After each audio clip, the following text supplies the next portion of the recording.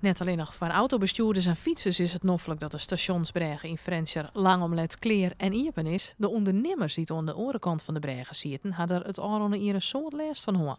Enorm, enorm. Ik denk dat voor heel veel mensen niet te begrijpen is wat dat voor impact heeft.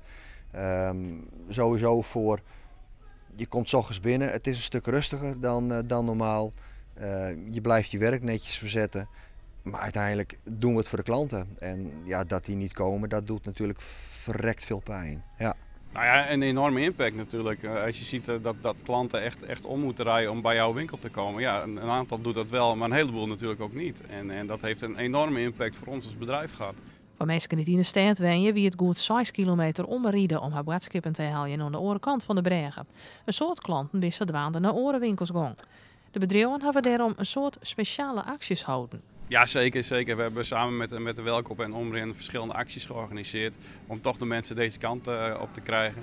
En ook wij hadden voor deze tijd bezorgen voor Franeker.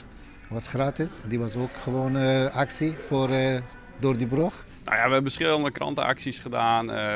Klanten konden een boodschappenpakket winnen of een barbecuepakket, een tuinhuisje. We hebben zoveel verschillende acties gedaan. En iedere keer werd een prijs door of de Welkoop, of door Omrin, of door ons aangeboden. En dat gezamenlijk hebben we wel geprobeerd om zoveel mogelijk de klanten toch deze kant op te krijgen. En dat hebben we met z'n drieën gedaan.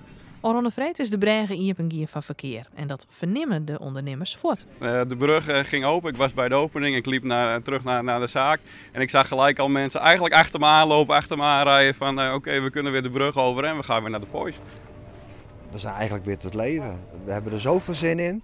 Ik vind het echt geweldig. Ja, ik vind het ook zo leuk dat mensen die we eigenlijk heel lang niet hebben gezien, weer op de stoep stonden.